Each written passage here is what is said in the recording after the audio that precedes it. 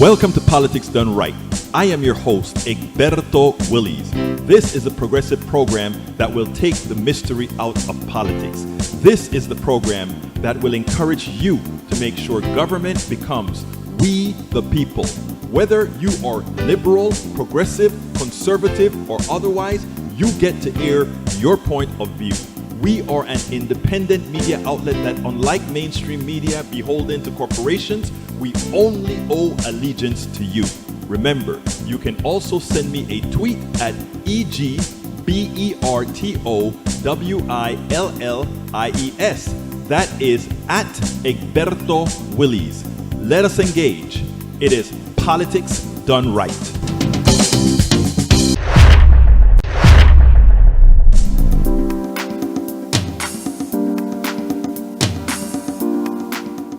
Well, folks, welcome to one more edition of Politics Done Right. I'm Egberto Willies, your host. Thank you so kindly for being a part of the show today. We're going to have a great show for you. The outrage of the day. A rapist leaves jail. Somebody who put stuff in ladies' drinks and had their way with them is out of jail. Remember what I talked about a meritocracy? Remember what I talked about fairness? Seems like that's not the case. Anyhow, we're going to have a great show for you today. Title of the show today is Loony GOP Chipotle Economics. Obama Strategist. McConnell chooses Biden. Matthew Dowd vote Democratic. Loony GOP Economics decimated the country. We're going to talk a little bit about that. Obama Strategist, he gave a prescient statement that you all got to see. Matthew Dowd is with us today. He stated, you've got to vote Democratic to save our democracy. We have to vote Democratic to save our democracy. Check out the blog that goes with the show today. Anyhow, welcome aboard, Michael Rudnin. Welcome aboard, Bridge MCP. How art thou doing? Anyhow, Pelosi introduces bill to establish select committee to probe January 6th assault on Capitol. Republicans didn't want a bipartisan commission on January 26th insurrection. Fine, Democrats will go and do it themselves. But you know what? The bill just passed, but there are only 2 Republicans that voted for it. Can you believe it? Only 2 Republicans. The fear for Donald Trump is amazing. It's not the fear for Donald Trump. It's the fear of the herd mentality created by Donald Trump. I don't even know if Donald Trump would ultimately have control over that mass that he's created. Anyway, Trump Organization expected to be charged with tax-related crimes on Thursday. True. Trump and his organizations have been running a criminal enterprise for decades. He's likely to be charged with tax evasion, bank fraud, charter fraud. I don't know. I don't know anymore. Maybe if we get a whole lot of progressive elected, where people are no longer fearful of Donald Trump, maybe he'll then be presented with justice. But till then, money buys just about everything, including Bill Cosby's release, Bill Cosby's freedom. Okay, it's some of America's richest farmland, but what is it without water? Niet nada. Farmland that experiences a mega drought, desertification is inevitable. For the short term, crops which require a great deal of water need to be swapped out. For the long term, we'd better deal with global warming before it takes out humanity. Look, let me tell you something, right? And first of all, you know I believe in global warming and all that good stuff. It is absolutely true. We are changing the climate. But you know what is not absolutely true? That we don't have more control than we do. Let me give a good example here. Right now, the way they're doing things, they're saying, oh, California is running out of water because of the drought and the change in patterns. That's true.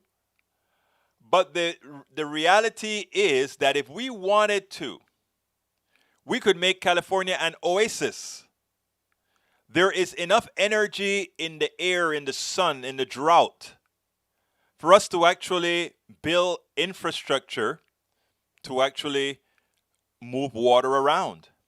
You know, there are 2 things that I always found ironic. Republicans don't like to spend money. They like to give it away to the people, tax breaks to the wealthy, etc., and let the wealthy decide what they want, which is to make themselves more wealthy, to do whatever they want to do, but not to do anything that really improves on society at large. They don't think society at large first. But let me tell you what's so interesting. You would think that if these people are burning the carbon and all of that kind of stuff that they're doing, they would at least invest in mitigating technologies, right? But no. Or they'll invest in structures that mitigate much of it. Let me give you an example. The way our system has for quite a while is we have a very desert west, and we also have a fairly wet other places. You know, how comes with our long existence as a country, we have not created a canal system that has the ability to move water throughout the country? It's not, I mean, it's a lot of work and it's very doable. But you know what is stopping that? Our economic system. Because nobody sees the benefit in doing this when it cannot be monetized or capitalized, right? This is just to make sure water can be anywhere that eventually will allow, in the long run, it allows capitalization. But it's there. But nobody wants to, we don't talk like this. We don't seek solutions. You know, if you look at the ants, the way ants are, they all work together and they get things done. And a flood comes and terrorizes an ant bed. That mound floats down, and wherever it lands, then the entire building starts again. They're not going to get loan from the ant banker or the ant candlestick maker. They all work together and get things done. We could do that if we had a different economic system, but our economic system precludes us from doing things like that. We have the manpower to do it, and we have the resources to do it. We should by now have canals all over this country. And the way the canals work is where there's an overabundance of water, you can redirect it to one place, and where there's where there's no water, again, it is, look, it is doable. We just don't have an economic system that allows it to be done. Okay, let's see. Michael Rudden, WikiLeaks lead witness in U.S. case against Julian Assange, admits to fabricating evidence. I don't care to talk too much about Assange. Let's see what else. Take it easy. It's a scorcher today, Bridge. Yes, it is. Bill Cosby, the court found that Cosby's due process rights were valid. Yeah, it had nothing to do with the case. He is a rapist. The problem is that somebody promised him if he spoke, they won't use what he spoke against him or something like that. Michael Rudden says, Egberto, the only reasons our nation isn't using desalination and pumping are the price and the political obstruction. Exactly. Desalination is one. We don't have a water shortage. We have a lack of ability. You know, that's what we really have. So Egberto wants us all to be unthinking drones, typical Marxists. Wow, if I were an unthinking drone, wow, what would it be like? Oh my God, not at all. I don't want us to be unthinking drones. I want us to be thinking people who realize that those of us living today are really under slavery of a capitalist system. But it's decorated in such a manner that you don't even realize that you're an actual slave. Welcome aboard, May. Bridge MCP, welcome aboard. All right, you know, we're going to start today with Matthew Dowd. I think Matthew Dowd is going to be on MSNBC another 2 times today. In fact, that's why we had to do the interview earlier than normal. He said he was going to be on. I think he's on at 4 and 5 today on MSNBC. But anyhow, he was with us today. And he had a lot to say. So let's go ahead and let Matthew Dowd take over. And then we'll take it on the other side. Welcome to one more edition of Politics Done Right. I'm Egberto Willies, your host. We know the country is in trouble. And let me tell you something. If an independent guy, a guy that went from Democratic to being fed up with the Democrats and decided he's going to be a Republican and then got fed up after he realized that Republicanism became Trumpism, folks, Matthew Dowd is a political pundit and consultant and author of A New Way, Embracing the Paradox as We Lead and Serve. He's a vocal opponent of Trumpism and the fascist leaning of a certain sect in this country, something that would likely pull the country down. Matthew, welcome to Politics Done Right. How are you doing today? I'm awesome, man. It's so great to be with you. Let me tell you, I watch you on MSNBC all the time, and I remember in the old days, there were times you would have me pulling my hair out. I don't know if maybe you're responsible for my hair being this way now. But as time progresses, it is amazing how we've really gotten into what Reverend Barber would call a sort of a fusion politics. But anyhow, you said on your Twitter, Democrats are the only vehicle today to save the republic. And I must say, when I saw that and when I heard you allude to that on MSNBC, I said this guy has to be on because he needs to explain that. Well, thank you. Yeah, you're right. At the start, as you mentioned at the start, I've been on a bit of a journey through my political life, always trying to figure out what place has the most integrity and what play. I mean, always trying, and it was a more personal choices I made along the way. But I have come to the point. I haven't been a Republican in almost 15 years. I think I figured it out earlier than a lot of people did. But the last 5 have been just god awful. And I actually think the last 8 months have been even worse than the 4 years. The 4 years, I actually think it's been worse because it's not just somebody in the White House that doesn't know what they're doing and is also completely off kilter of where the democratic values are. But now we're actually under assault. I think democracy is under assault. I have come to that place where I don't think the GOP can be saved in its current rendition. Because it's 85% Trumpism, and all of the elected officials seem to be enabling it, or almost all of the elected officials seem to be enabling it. And so at this moment, I think the only vehicle, and though I may disagree with some of the Democrats on some issues, but I'm aligned on a lot of it, they're the only party that actually supports democracy today, the only major political party that supports democracy today. And so in my view, the only way the Republicans will change is if they suffer devastating losses in the next few elections, this one coming up in 2022 and then in 2024. It is the only, they will not change they can't be moral argumented into changing. They're incapable of engaging in that at this point. And so in my view, I'm going to do whatever it takes to elect Democrats wherever I can in whatever place, especially here in Texas. I signed up yesterday to be a volunteer deputy registrar. I read that. Yeah, and a lot of people were surprised, like because I've obviously run campaigns, but I was like, anything I can do to support that, to do that, and then tell people this is what we need to do.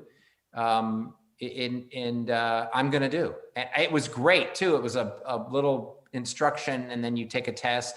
And there was, in this little town of Kyle, Texas, 37 people showed up to become in Kyle, Texas, in this small town on a Tuesday night. 37 people showed up to be volunteer deputy registrar. So to answer your question, I think democracy's at stake. The Democratic Party. We can argue about policy later once we save the democracy, once we get through this. Right. But I think for right now, everybody has to put their differences behind and work on this. I agree with you wholeheartedly. Now, you in that little montage, you had a very important thing that you mentioned. You are more concerned about the last 8 months than the 4 years of Trump. And I don't think a lot of people understand what you're saying there. I think it's important to realize while Trump is sort of an insipid person who thinks about himself only, over the last 8 months, we saw some guys who understand what is actually happening and how to command power in a particular manner. Why don't you expand on that? Because I think a lot of people don't get that. That was a very important statement there. So, we can all argue about the level of damage that Trump did to our country, which I think he did a lot, not only from a policy perspective, but also from just tonally and giving permission to people to do bad things. I think that, he released people to do bad things. But I think the last 8 months now, Trump's gone, Trump lost, and Biden was inaugurated. And then almost 30, 40 states then proceeded to base new policies on all of this lie that there was election fraud, widespread election fraud, and all of that, restricting people's voters' rights, putting impediments in place. And the worst, to me, the worst is the ability to nullify an election. That to me is the worst. Yes. Because the American public, I think, has a capacity, and we showed it through the civil rights movement, and they overcame a lot of impediments. But you could overcome all of these impediments, get to the polls and vote, and then some state legislature or some judge could nullify the election based on nothing. That to me is the most autocratic, dangerous thing that's taken place. And though Trump is, I call him the Mad King in Mar-a-Lago, there's a ton of his sort of lieutenants that are out doing the most awful policies in an attempt to appeal to him. And I thought it was bad during Trump. I never thought democracy was fundamentally at stake during Trump. I thought there was a lot of bad things. I think democracy is at stake today. And I think we're at the most perilous moment in American politics since 1861. I think that's where we are.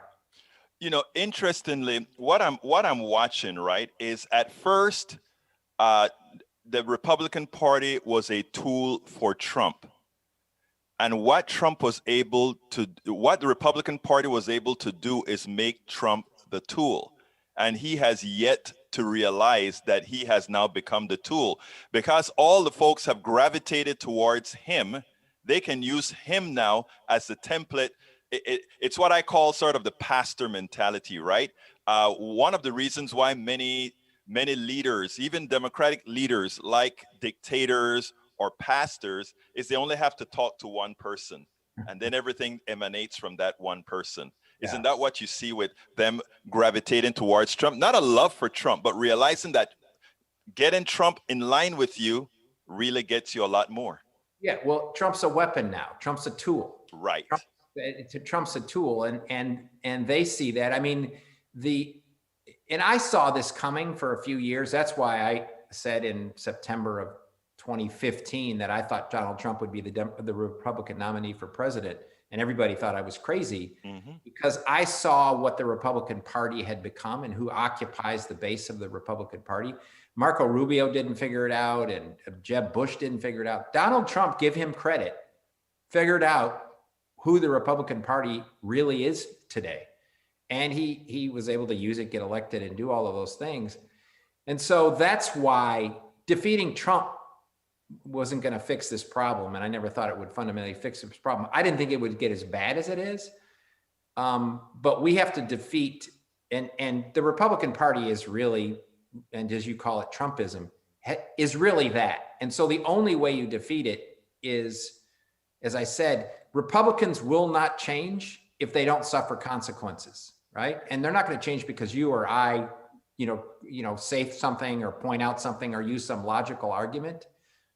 It's going to be up to the voters to rid ourselves of this in a series of elections, and not just one, but in a series of elections. So maybe they'll finally reflect back and say, we got to change, because that's, I think, the only way they will.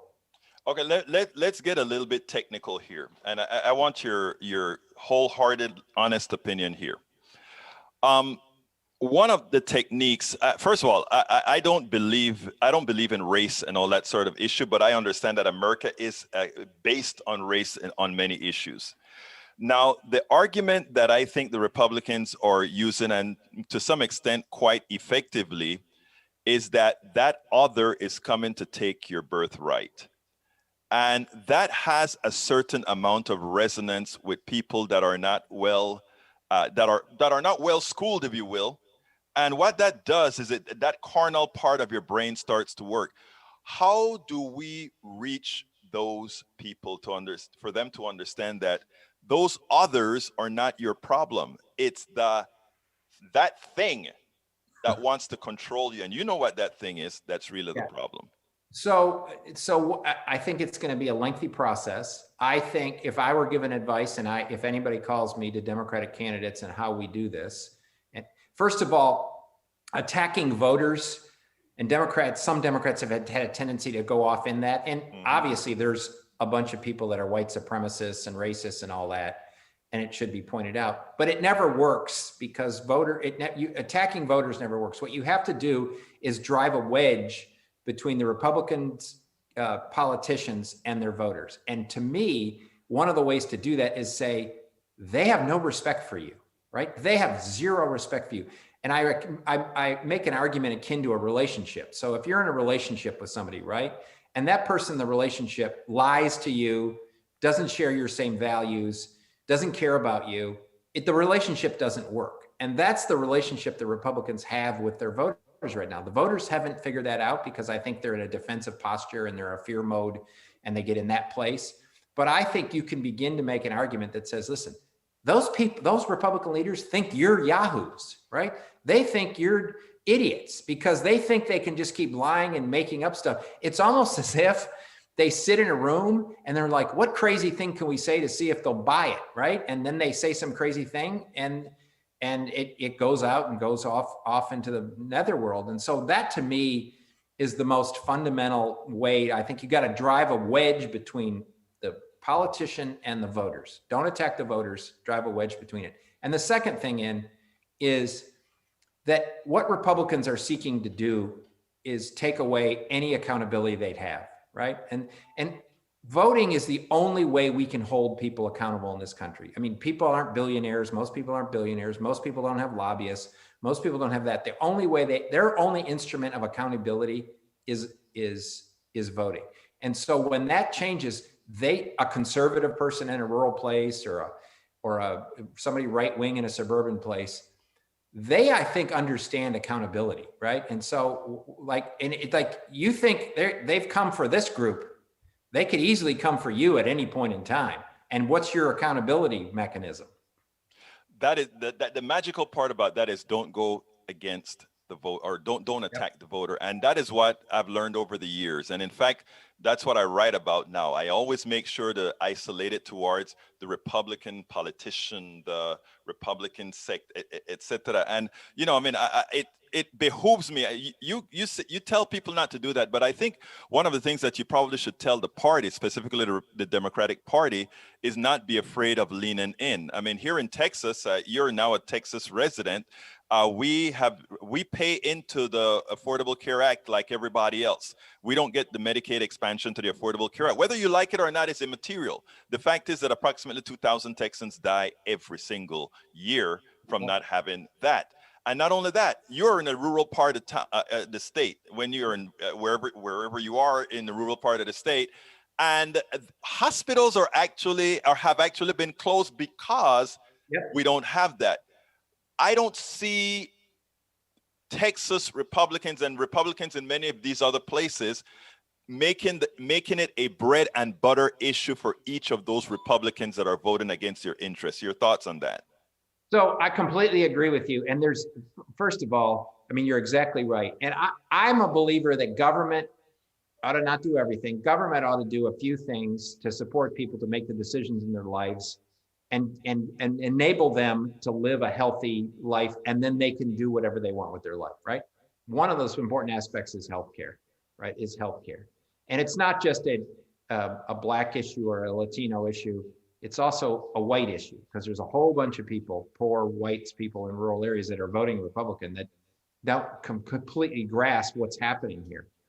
And so in my argument would be, we spend in Texas $250 billion a year. Our budget is we have the third highest budget in the nation that Texas does, third highest budget in the nation, $250 billion budget over a biennium, over 2 years. And for the cost of what the governor of the state is trying to do with a wall along Mexican border, we could expand Medicaid and close the gap on people that don't have access to health care. And you know what else is interesting? If you expand Medicare in Texas, you create 200,000 jobs. Thank you. Thank you. And you know, I've told many on my program, including on KPFT, that fiscal responsibility dictated that we accept the Medicaid expansion to the Affordable Care Act, whether you like it or not. That's not the point. It is law. You can try to change it if you want to later on, but while it's there, putting ideology over fiscal responsibility is a problem. Exactly. It's amazing. Anyway, look, we're getting close to the end of our time, and let me tell you what I'd like to ask you to do. I always ask this as my last question. What didn't I ask you that you would have liked me to ask you, and what would you like to tell our audience going forward? So you asked a lot of great questions. Here's what I'd like to say. It's a very concerning moment, and I'm incredibly concerned. But I have a great hope, because I believe that if we can energize and engage the American public on this, most of us share the same fundamental values, in a way, we can get through this, and we can actually get through this. It's almost as if there was a scab, we needed to tear off the bandage was torn off, it hurt, but we actually needed some cleaning to do of the American experiment. And so I think this is a moment to just wade in and engage in that cleaning and healing of the process. I would say people should relate to people first on a set of values, and then talk policy. Relate on a set of values, share a common set of values. And the other thing I would say I would ask your audience is, this election is going to be more important than the last election. It is going to be way more important than defeating Donald Trump. This next election has to make an attempt at defeating Donald and Trumpism. So people turned out in 2020. Please, please, please engage in 2022. Matthew Dowd, political pundit and consultant and author and new savior of the democracy. Thank you so kindly for having been on Politics Done Right. Part of the team like you are, man. Just part of the team. Thank you very much, Matthew. Thank you. Great to be here. All right, folks, I hope you enjoyed that. Look, I want to first talk to Daniel Ledo, because Daniel Ledo is absolutely right. Listen to him. He's absolutely right, except for saying that both of us clowns, meaning myself and Matthew Dowd, these two clowns, made a fatal flaw. Because here's what Daniel says. They think Trump created a state of current Republican ideology. Nope. Emerging Republican ideology created Trump. It is not about who carries the standard. It is about the ideology. Ultimately, it is millions of Americans you must contend with to purge the ideology. You are absolutely right, my brother Daniel. I agree with you. And not only have I agreed with you, but that is something that I preached. I've always said that Donald Trump was nothing more than a creation of who the Republican Party had become. I've spoken about that. But here's the magic here. There was an effort created in the 1960s under Lewis Powell to create the dissension, to create the misinformation, to create the lack of education, to create the thing that said to be educated is elitist, to be ill-educated there's something wrong, to have physics, civics. You were those in that Republican ilk, more so than before, are the creation of Lewis Powell. Ironically, Lewis Powell was a Democrat, later assigned to the Supreme Court by Richard Nixon. But they decided they were going to create think tanks to lie to you. The fact that you're calling what we are talking about, oh, we are a slow march to Marxism. Look, I don't care what you want to call it. But if you poll the things that we support, free enterprise, numero uno. Health care for all, numero dos. Daycare for kids, the ability, we support things that humanity asks for and a society is supposed to give. A benevolent, humane society is supposed to give. That's what we stand for. That's all. You want to call it socialism, Marxism. I don't care what the hell you want to call it. But it is something that is mathematically sound.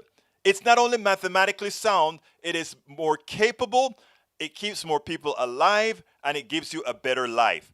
And we do have experiments to show that.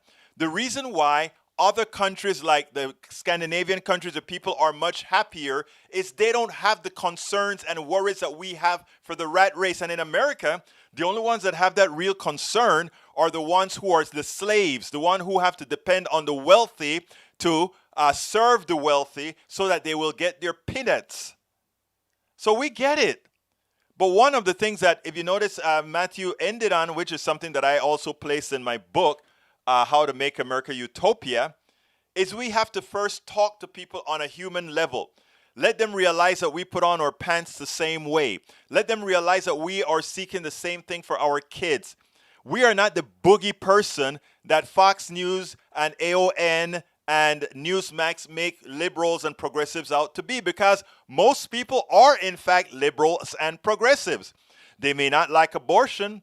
They may not like transgender people. They may be racist. All these different things may be true.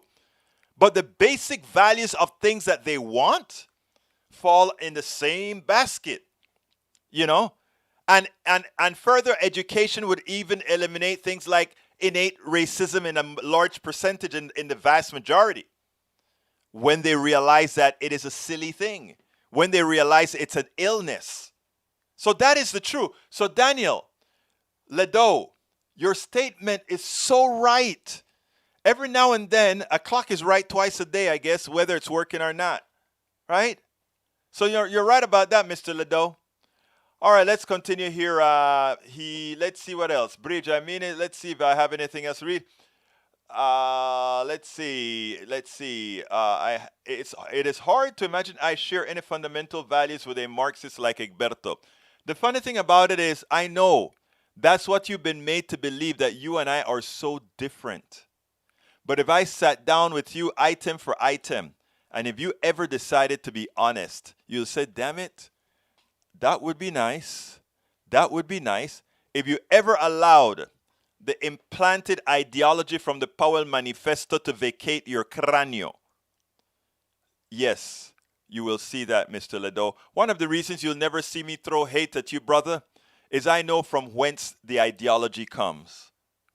Honestly, I know from whence it comes. Bridge MC's feel, well, you do. You feel, you bleed, you need, you eat. Oh, I love you, Bridge. You're so right. Rose William. Hey, Rose. How you doing, my beautiful friend? There are huge problems with moving water great distances. Irrigation is not without serious consequences. Taking too much from the resource, increased salinity. I agree with that 100%, Rose. But can be done. Let's see what else we got here. Daniel Ledo, once again, you're misrepresented. Yeah, exactly. Misrepresented and twisting facts. Exactly right. But that is what they are taught to do. Our good friends on the right, you have to twist stuff if you're going to make reality look like fantasy. The only way to do it is to twist it. Only way to do it. Well, Daniel, we can still sit, drink, and talk. Look at my girl. You're right about that, girl. All right, let's see what else we got here. I would be happy to do that. Bring tissues. I do not filter. Okay, Daniel. Eric Hayes. People believe what they want, respect their opinions, and move on, and learn that you too look, we can move on. It's okay to say, let people think whatever they want and move on. That is perfectly fine, Eric Hayes. However, it is perfectly unattainable to do that in all cases. When we all have to vote on policy that makes our lives better or not, we can't just sit back and say, you can do you and me do me.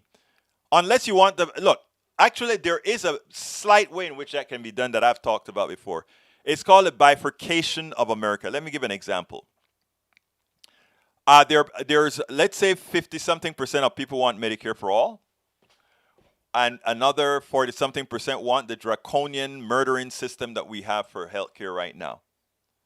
What we can say is, okay, we have two systems, but we have to be honest with ourselves and say, we will force everybody to live within the system they choose. The problem with progressives like myself is, even if you make a big mistake and you break a leg or you get sick, I'm going to still want to bring you into the fold. Just a soft-hearted SOB. But if we could create the laws that prevents me from doing that, and then says, you can go into the healthcare system of your choice, but you have to live within that healthcare system of your choice, and live within that system of your choice, and see what happens. I guarantee you, we will have more people in our system, and not only will we have more people in our system, we would have the most educated, we will have the most vibrant, and we would produce more. And let me give you why. People always say things like, if you prevent people from making as much profit as they want to make, innovation would end. it would stifle. And I always laugh at that because Republicans and centrist Democrats say that as if there's some factual thing behind that. It's the biggest lie. Let me prove the biggest lie for you. The people who design and create things in this country are engineers, teachers, doctors, and others of that kind of profession. The people who have the most amount of money are general bona fide investors and all these guys that will do all kinds of stuff to make money. And guess what? They produce nada, niet, nothing. The person who is on a fixed, comfortable salary, a high salary for certain engineers and doctors, a medium salary for others, but that they're living comfortably. They don't have to go out there and do crazy things. They're innovative. They want to create. It is a lie that somehow having a high tax system where everybody pays their fair share will hurt innovation. It's a lie. We're living it right now to prove it's a lie. How do we know? Because innovation don't come from the people with money. Innovation comes from the average person in a lab. Innovation comes from the average professor at a university. Innovation comes from all these places. The movers of capital have those of us that are innovators running to beg. Look, I have a good idea. Could you please fund me? I have a great idea. Could you please fund me? And what usually happens is the government funds the great idea initially. And when the government has proven that the great idea works, then comes those parasites from the capitalist system to then turn that into a whole lot of capital for a very few. That is the reality of how things work. Read my book, please. I urge you. How to Make America Utopia. It's not a meritocracy. The people with the most money aren't the people that create anything. Please, I beg of thee, understand the truth. We've been lied to. We have been lied to for decades from the inception of our country. We've been lied to. Anyway, it's time for me to go ahead and ask. Folks, please, if you are on YouTube, please click that join button. Become a part of our posse. Become a part of the PDR posse. That is how we are going to get truth across so that we can stop voting against our own interests. That is how we're going to bring in brothers and sisters. We may not immediately bring in Daniel Ledo, but we'll bring in a lot of folks like Daniel Ledo. We'll bring in a lot of folks like Eric Hayes because I've already done that. We have already done that. And if you doubt it, the explosion in the amount of people that voted on the left side in the electorate this time proves the point. And that's what we have to continue. But help us do it. We've got to be funded. Please go ahead and click that join button. Become a part of the posse. If all of us do a very little, we can get this stuff done. If all of us do a little. So please go to politicsandright.com/YouTube if you don't have a join button on your YouTube. And here's the link right here. It is politicsandright.com/YouTube, politicsandright.com/YouTube. You can also go ahead and get our cup. You see that cup that's on the screen where some of our loyal members have already purchased? You can go ahead and get our cup at that link that I just played. Oops, I put two links up there. Let me put the first one up there. You can get the cup at any one of those links, but let me put the correct link up there. Just get, para ver qué mariconada está pasando aquí. Okay, there we go. Here is the link for the cup. Now, there are several other ways to support us. You can either click that $ on the YouTube thing and give us a super chat. I love super chats as well. Or you can go ahead and support us on Patreon. I need 1,000 members at Patreon and 1,000 members at YouTube. Here is the Patreon button, politicsandright.com/Patreon, politicsandright.com/Patreon. You can also support us at PayPal, politicsandright.com/PayPal, politicsandright.com/PayPal. Anything you buy at a store, the profits go right back into our business here, making sure that we can get that data out to people, inform people. Because look, it's not that the mainstream media is bad. It's just that their hands are tied. There's just so much they can tell you. But we can unabashedly give you full info. So please, again, politicsandright.com/store. And if you want to try out our books, and let me put the scroll back with our books on, please go ahead and get our books. Look, I made a sincere effort with 3 books. Okay? This one was the last one that I wrote, How to Make America Utopia. Show that we're not a meritocracy and how things could really be. This one here says, we can't just do this alone.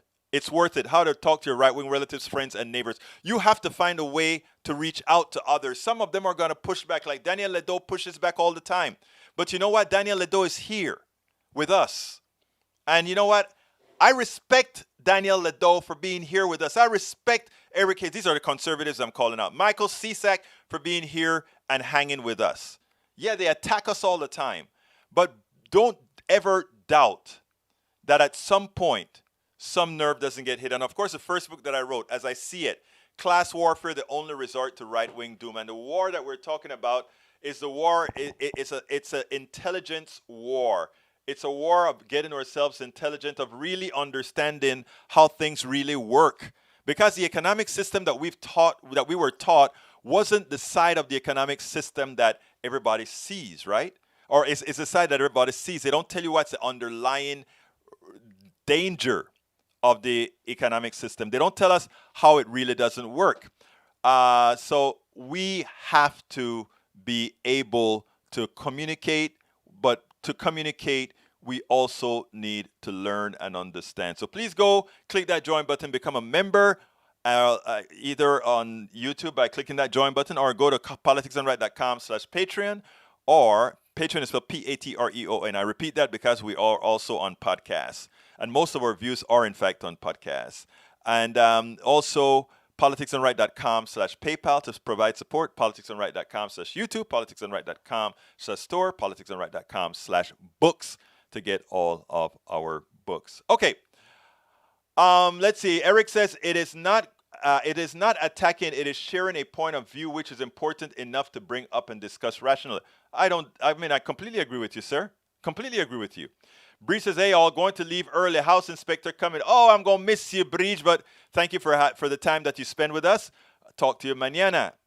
You as well, Daniel Ledo. All right, great. Eric Hayes said it's not. I read Eric already. And let's see. Rose says, at the university, I have been fortunate to work with so many innovative and hardworking people who routinely go out of their way to be supportive and help others. Money is not the motivation factor. You know what? Russia is, people like to call Russia a communist country. First of all, Russia wasn't communist. Russia was corrupt. But it just shows you that even in these corrupt, communist, whatever type of country you want to call them, innovation occurs. Great innovations and innovators came out of Russia. Great innovations and innovators come out of China. People that say, oh, they copied everything from America. No, all of us copy from each other. When America wanted to build rockets, it brought Goddard out of the Nazis into America to build rockets. Come on, guys. Let's not allow them to keep lying to us. Let's educate ourselves. Anyway, I want to talk a little bit about the stimulus, not the stimulus, but the infrastructure deal. Check this out. We'll take it on the other side. After a successful negotiation between Republicans and Democrats, Biden came out and he said that the only way he will sign the infrastructure bill, the bipartisan infrastructure bill, is if it came along with the human infrastructure bill. That was great. Every single progressive is happy with that. Actually, most Democrats are happy with that, but Republicans called foul. And Sinema and Manchin, we know they were probably kind of iffy about that as well. And you have to ask yourself why. Everybody knows that progressives are not going to go along with the signing of a bipartisan bill that is really nothing more than a Republican bill and not support a human infrastructure bill, or not make sure that that human infrastructure bill is the thing that Democrats and those people who are humane really want. I want you to listen to Kai Komanduri, which is a strategist, Obama strategist of Yay Yonder. And you need to understand the McConnell methodology. You have to understand the Republican orthodoxy and Trumpism all in one. Listen to what he has to say, and then we'll take it on the other side. We are joined now by political strategist Jay Komanduri, who worked on the Obama presidential campaign and has advised other Democratic campaigns. Why is it important to understand that even if there weren't a ton of Republican moderates in the old days, there's a big difference between a few and virtually none? Well, you can see the difference right now in this, what I would say is so-called bipartisan infrastructure deal. What we actually really have is a Republican deal that some Democrats, or really Democrats in general, support. But there is nothing in this infrastructure deal that Trump himself wouldn't have signed. The only reason he didn't sign such a deal is because he and the Republicans were simply too lazy to put together a piece of legislation like this and send it to him for his signature. Now, Biden and the Democrats did the work, and they therefore have this bipartisan deal. That seems to be the new definition of bipartisanship. Democrats do the work, and maybe some Republicans go along with it. However, the old-fashioned version of bipartisanship was that Republicans would in many cases acknowledge and acquiesce on some level to the ideological priorities of Democrats. That simply did not occur here, which is why we're talking about this partisan budget reconciliation to get some of those priorities actually through. You lay it out. It's very important what you're saying, Che, because sometimes language has a way of having sort of residual associations. So Right. when people say go negotiate or bargain, those meetings are thought of as automatically ending with something in the middle.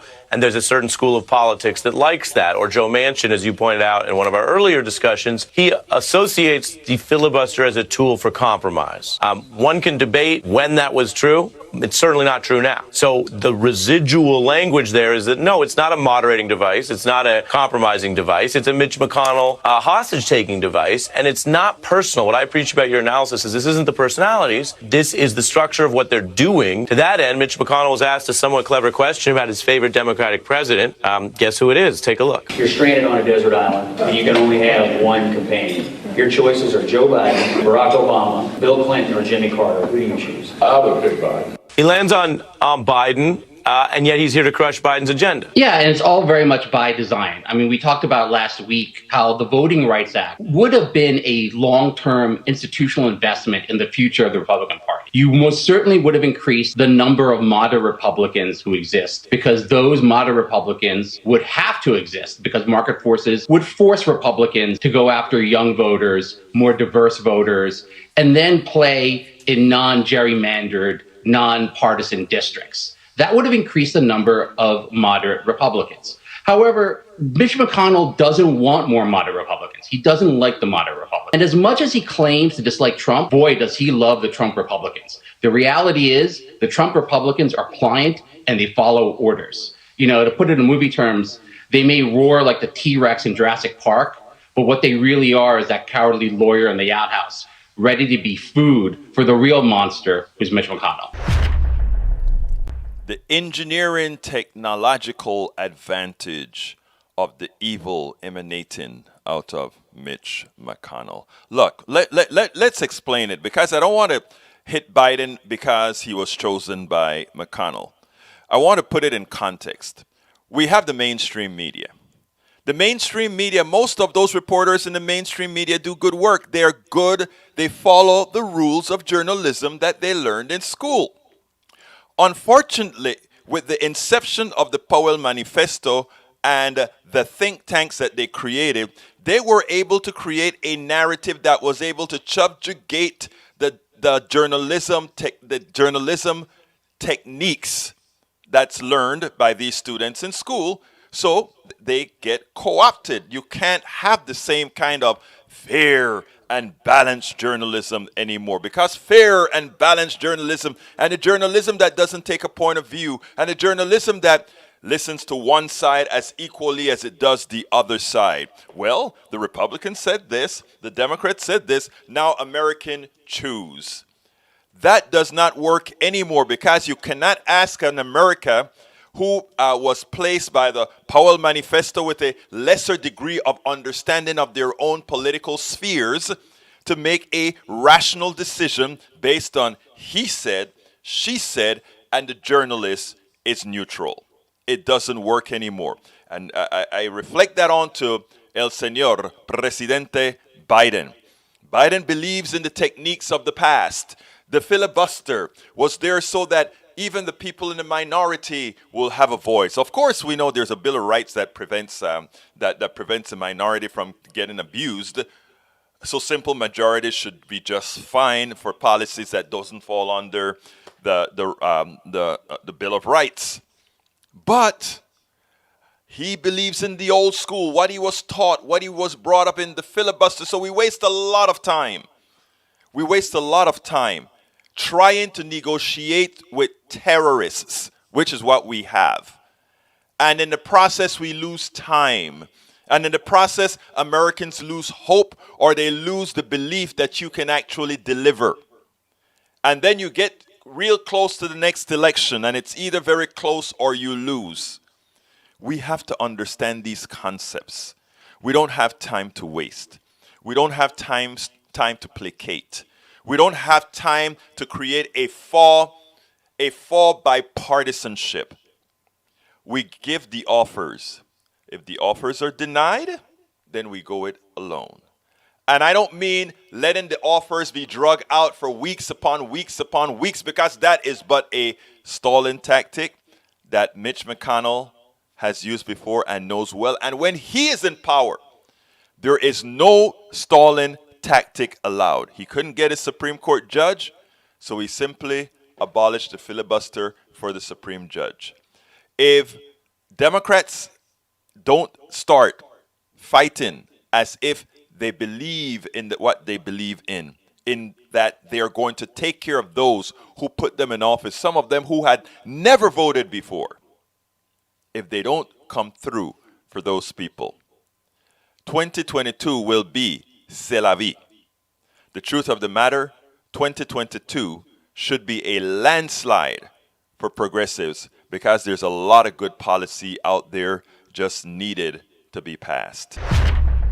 And I predict it will be, in fact, 2022 a landslide. Now, I spoke about innovation doesn't know from whence it comes. Whether you're in an oppressive government or not, innovation occurs. Capitalization of the innovation is what's at issue. Capitalization of the innovation. And what we do great in America is we are best of capitalizing something. And what capitalization of an innovation really means in our current economic system is that you invent, and somebody who knows nothing about science but knows everything about this economic system makes the spoils, makes most of the money out of your innovation. Now, when it comes to Daniel Ledo, he wants to throw something out. Notice that Egberto said that innovation came out of Russia. A lot of innovation came out of Russia, a ton.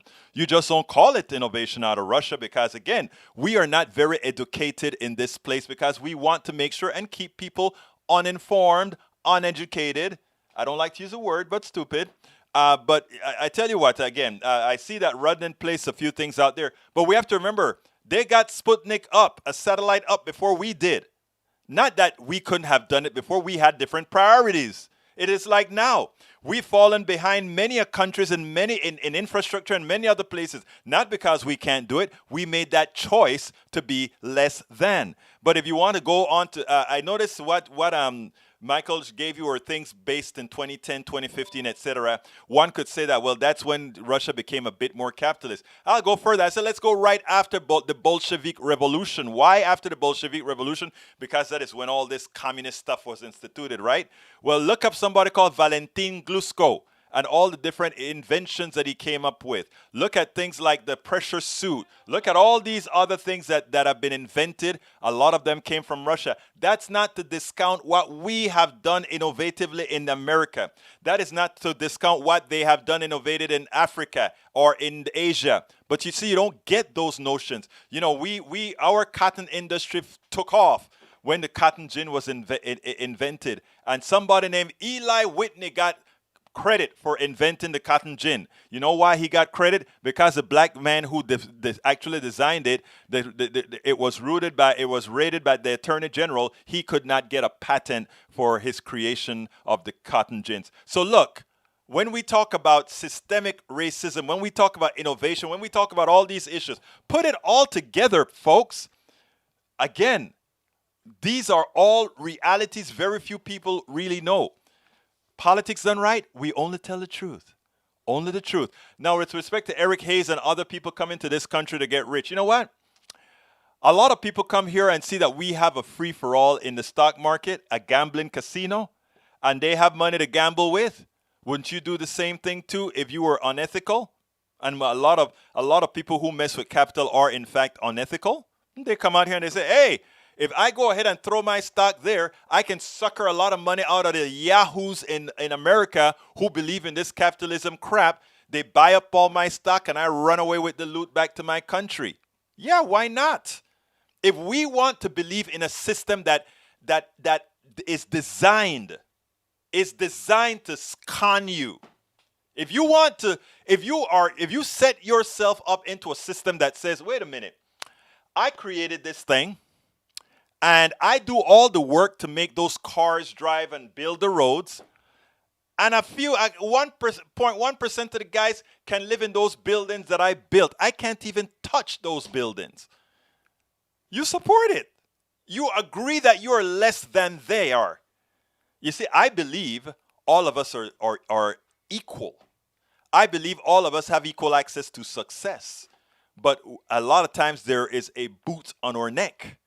My goal is to make us so informed that we don't sit down and look at Bill Gates and think Bill Gates has something over us, because he does not.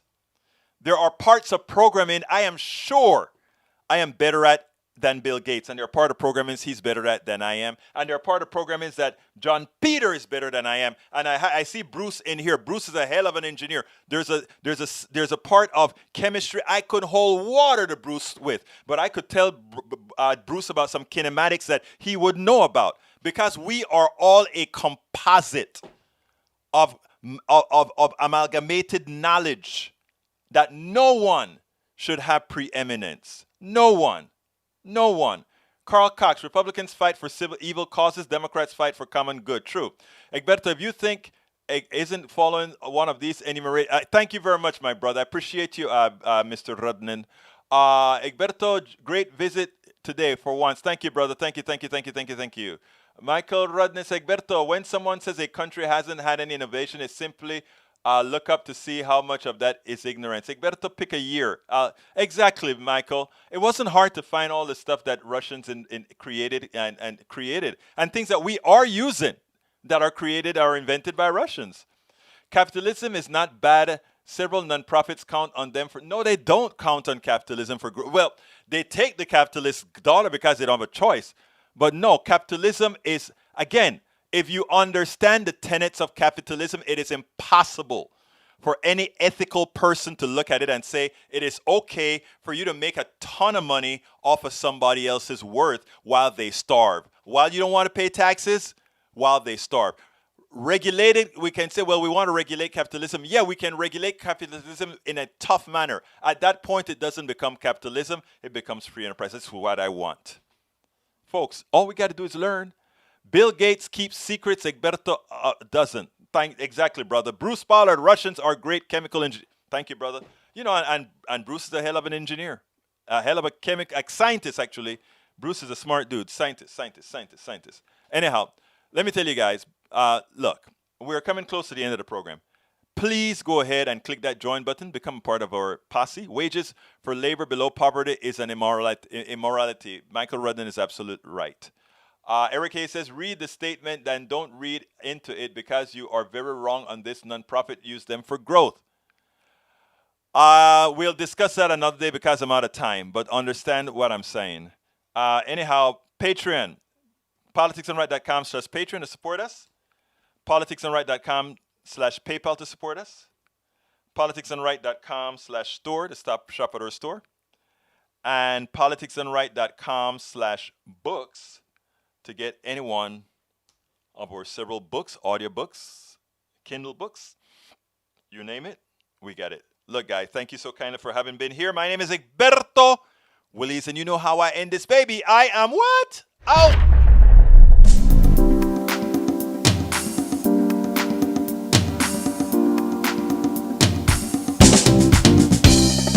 Welcome to Politics Done Right.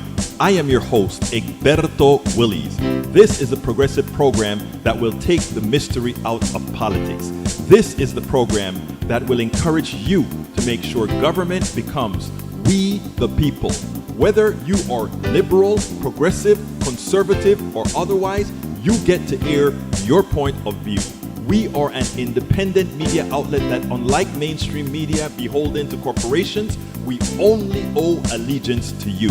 Remember, you can also send me a tweet at EGBERTOWILLIES. That is at Egberto Willies. Let us engage.